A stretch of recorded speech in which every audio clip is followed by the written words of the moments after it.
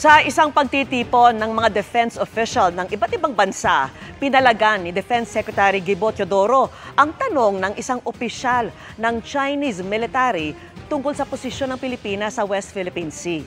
Tila may laman umano ang tanong na tinawag ni Teodoro na propaganda. Nakatutok si Ivan Mayrina.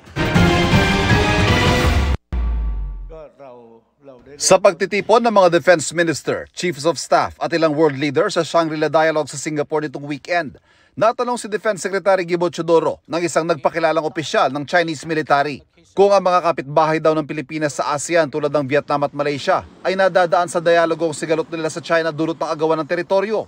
Bakit ang Pilipinas ay madalas ay halos magpang-abot na sa karagatan ng mga puwersa nila ng China? Why can't the Philippines do the same?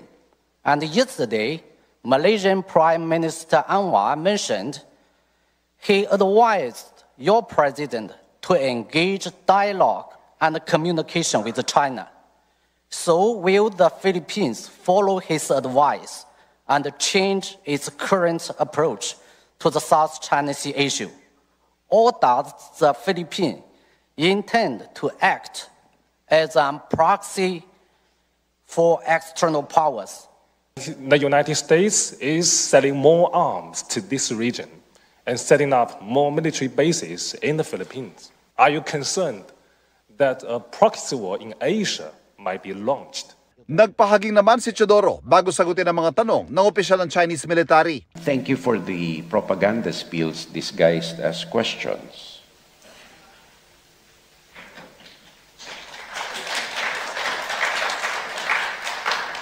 Let us not forget that while we are members of ASEAN, we are sovereign countries, each with its own territorial integrity and sovereignty.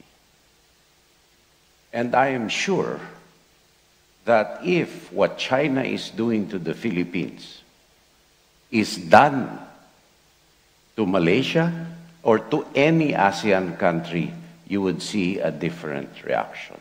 Pinalagad din ni Teodoro ang linyang ito ng China na madalas ulit-ulitin sa kanilang mga pahayag na proxy lang ng Amerika at Pilipinas at tila sunod-sunuran lang ito sa paghamon ng Amerika sa impluwensya ng China sa Indo-Pacific region. I would like to reiterate that the Philippine position on the West Philippine Sea is not a function of Sino-American strategic rivalry.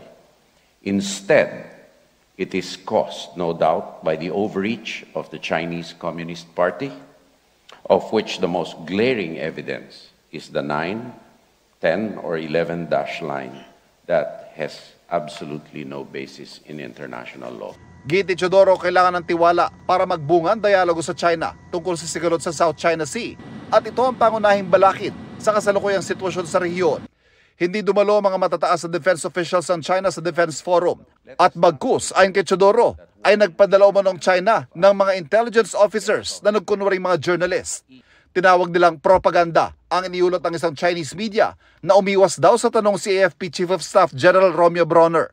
Binaliktad nila yung istorya na umiiwas daw tayo sa mga tanong nila about West Philippine Sea at yun niya ang paratang nila na tayo daw yung nag-i-infiltrate or nag-encroach, pumapasok dun sa teritoryo nila. Para sa GMA Integrated News, Ivan Mayrina, nakatutok, 24 oras.